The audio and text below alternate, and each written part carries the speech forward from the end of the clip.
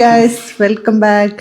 എന്തൊക്കെയാണ് വിശേഷം? ഞങ്ങൾ വയനാട്ടിൽ നിന്നൊക്കെ എത്തി, അടിപൊളിയായി, വലിയ കുഴപ്പമൊന്നും ഇല്ലാണ്ട് വീട്ടിലെത്തിക്കിന്. ഞാൻ അങ്ങനെ കളിച്ചോണ്ട് നിക്കുക. അതിനെ കളി മാറിയില്ലാണ്ട് പോയി തലക്കും തോന്നായി പ്രാന്തയക്കിനോ അന്റെ കൂടെ കൂടിയിട്ടല്ല. ഇതുവരെ പ്രശ്നമില്ലായിരുന്നല്ലോ. അപ്പൊ ഗൈസ് ഏതായാലും നമ്മൾ ഇതാക്കണ ഇന്ന് നമ്മള് ഷെമിന്റെ ഫസ്റ്റ് സ്കാനിങ്ങിലേക്കാണ് നമ്മൾ പോകുന്നത്. അപ്പം 2 ദിവസം മുമ്പാണ് സ്കാൻ ചെയ്യേണ്ടത്. പക്ഷെ നമ്മൾ ഇവിടെ ഇല്ലാത്തത് കൊണ്ട് ബുക്ക് ചെയ്തിട്ട് ആ ബുക്കിംഗ് ഡേറ്റ് മാറ്റി ഇന്നേക്കാണ് നമുക്ക് സ്കാനിങ് കിട്ടിയത്. അപ്പം ഫസ്റ്റ് സ്കാനിങ്ങിനെ കുറിച്ച് എന്താണ് എനിക്ക് പറയാനുള്ളത്? എനിക്ക് ഇതിനെ കുറിച്ച് വലിയ ഐഡിയ അല്ല.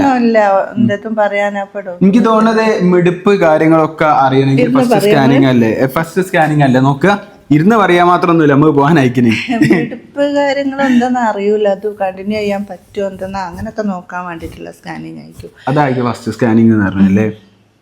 ഓക്കെ, അപ്പൊ നമ്മൾ ഇതാക്കുന്നപ്പോ നമ്മള് പോകാൻ വേണ്ടിട്ട് നിൽക്കുകയാണ്. അപ്പം ഒന്നും ഇല്ലാതിരിക്കാൻ വേണ്ടി നിങ്ങൾ ദുആ ചെയ്യും. പിന്നെ ഷെമിക്ക് നല്ല പേടി ഉണ്ടോ ഷെമിയെ? പേടിയായിട്ട് ശരിക്ക് സംസാരം അത്ര അങ്ങോട്ട് ക്ലിയർ ആണില്ല. രാവിലെ തന്നെ ഫുഡ് ഉണ്ടാക്കുന്ന സമയത്തൊക്കെ വെറും ഇങ്ങനെ ആലോചന മാത്രമാണ്, അല്ലാണ്ട് വേറൊന്നും പരിപാടികളൊന്നും നടക്കില്ല, ചിന്തകൾ മാത്രമാണ്.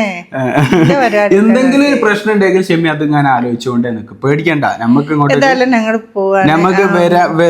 നമുക്ക് കിട്ടേണ്ടിയാണ് കിട്ടും, കിട്ടണ്ടാത്ത കിട്ടാണ്ട് അങ്ങനെ ചിന്തിച്ചാൽ മതി. അതിനോട് പേടിക്കണ്ട കേട്ടോ. ഓക്കെ, സെറ്റ് അല്ലേ? നമ്മൾ പോവല്ലേ എന്നാല്? ഓക്കെ, അപ്പൊ നമ്മൾ പോണേന്റെ മുമ്പ് ഞാൻ സാധനങ്ങൾക്ക് പരിചയപ്പെടുത്തി തരാം കേട്ടോ.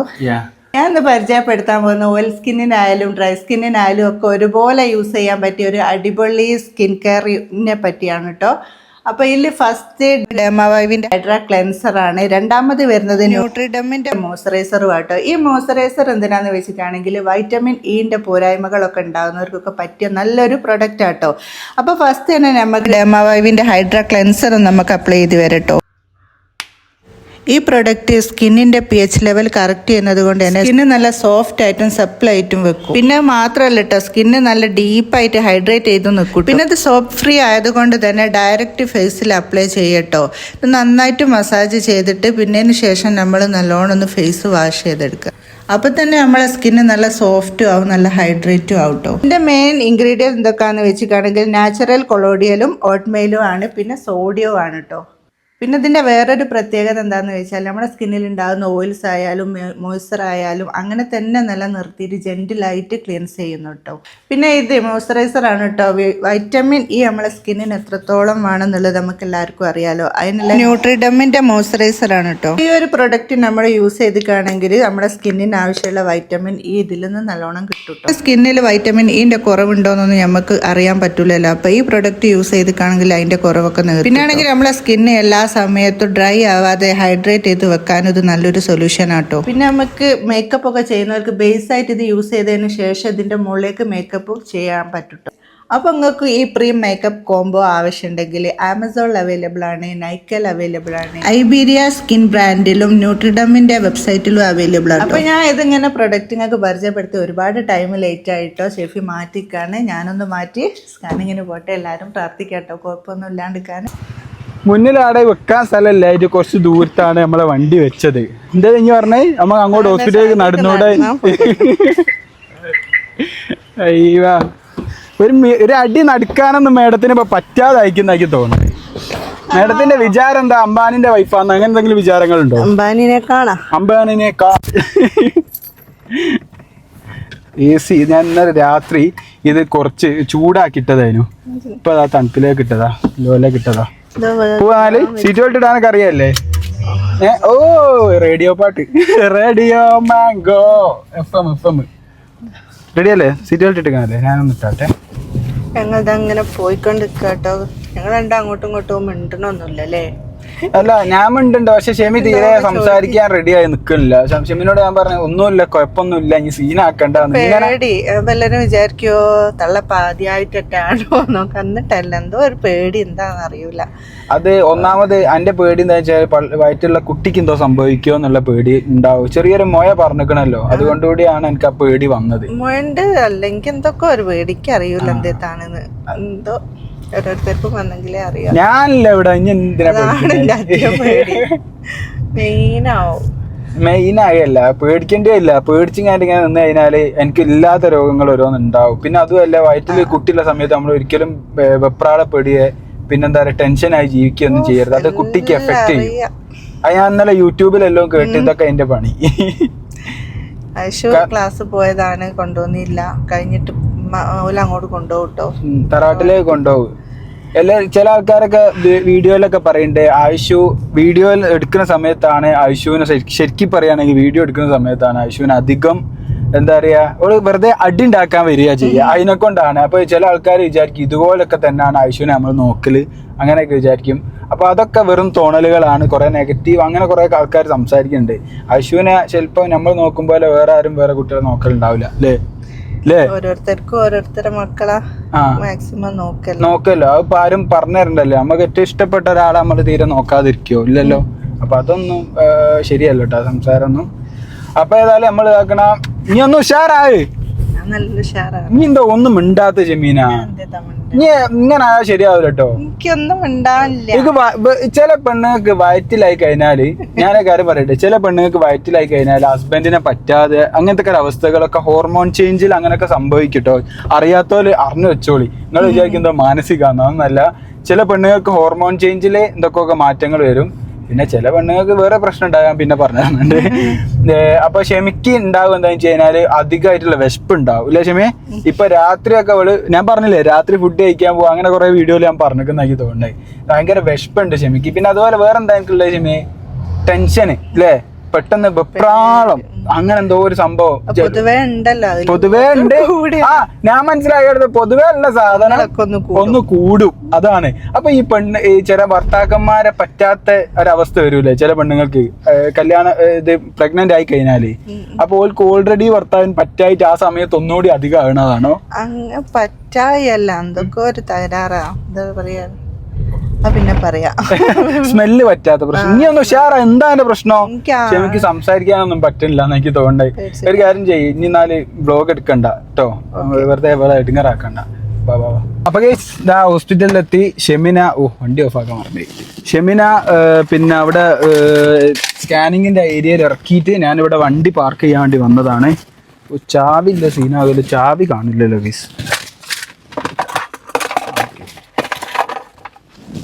ഓക്കെ. അപ്പോൾ അവൾക്ക് പേടിയാണ്, പെട്ടെന്ന് ചെല്ലാൻ പറയുക. സംഭവം എത്ര പ്രസവം കഴിഞ്ഞാലും അങ്ങനെ ഒറ്റയ്ക്ക് പെണ്ണുങ്ങൾ ഇപ്പം ഇങ്ങോട്ടും അങ്ങനെ ഒറ്റയ്ക്ക് ക്ഷമി പോകാനില്ല. അപ്പോൾ എന്തായാലും ഒരു വെപ്രാളം അങ്ങനെയൊക്കെ ഒറ്റയ്ക്ക് പുറത്ത് തീരെ ഇറങ്ങായിട്ടുള്ളൊരു പേടിയൊക്കെ വന്ന് തുടങ്ങിയിരിക്കുന്നു ഇപ്പോൾ. ഇപ്പോൾ ഏതായാലും നമ്മൾ ഇതാക്കുന്ന അങ്ങോട്ട് ഇറങ്ങി പോവുകയാണ്. പിന്നെന്ന് പറഞ്ഞു കഴിഞ്ഞാൽ വണ്ടി അന്ന് കഴുകിയിട്ടേ ഉള്ളൂ. ഈ ചളിയത്ത് കൊണ്ടുപോയിട്ടാണ് വണ്ടി നിർത്തിയത്. വാ കേട്ടോ, ഈ ചളിയത്തിലുള്ളത്. നല്ല കഷ്ടപ്പാടായി വണ്ടി കഴിക്കാൻ. കുറേ ടൈം കാത്തുന്നതിന് ശേഷം നമ്മൾ സ്കാനിങ് കിട്ടി. സ്കാനിങ്ങിൽ കുഴപ്പമൊന്നുമില്ല, നല്ലതിൽ പറഞ്ഞത്. ഇതിപ്പോൾ ഇത് ഡോക്ടറെ കാണിച്ചാലേ കറക്റ്റ് പറയാൻ പറ്റുക. സ്കാനിങ് ഒക്കെ ഇതാക്കണം ഇവിടെ. സ്കാനിങ് അതെ ഞാനൊന്ന് ചെക്ക് ചെയ്യട്ടെ എന്താ സംഭവം എന്നുള്ളത്. ക്ഷമയത് പിടിക്ക്, ഞാനൊന്ന് ചെക്ക് ചെയ്യട്ടെ.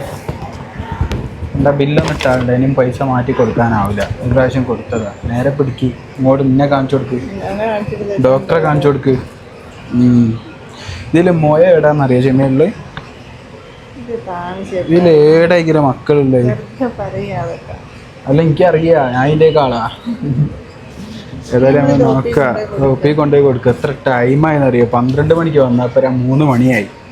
ഇന്നത്തെ ഒരു ദിവസം ഈ സ്കാനിങ് ഉണ്ടെങ്കിൽ ഒരു ദിവസം കണക്കാട്ടോ. ഒപ്പി കൊണ്ടുപോയി കൊടുക്കുക. എന്നാൽ ഡോക്ടറോട് ചോദിക്കും എന്താ കുഴപ്പമുണ്ടോന്ന്. ഞാനാ പറഞ്ഞ കുഴപ്പമില്ല, ഞാൻ ഇവിടെ സമാധാനിപ്പിക്കാൻ വേണ്ടി പറഞ്ഞ. പക്ഷെ ഇനി ഓവർ സമാധാനിക്കണ്ട കേട്ടോ, ചിലപ്പോൾ എന്താ കുഴപ്പമൊക്കെ ഉണ്ടാവും. നമ്മളേതായാലും ഒപ്പിയിൽ അവിടെ കൊണ്ടുപോയി കൊടുക്കല്ലേ.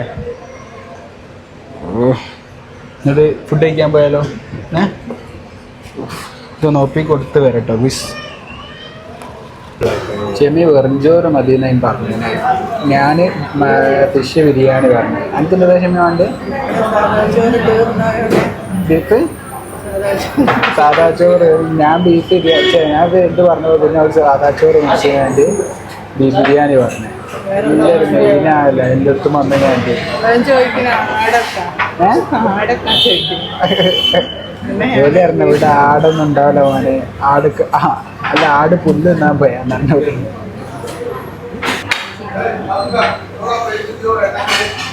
അച്ചാറൊക്കെ വേണ്ട വെറുംചോറ് വേണമെന്ന് പറഞ്ഞോടാ വെറുംചോറ് വേണമെന്ന് പറഞ്ഞാൽ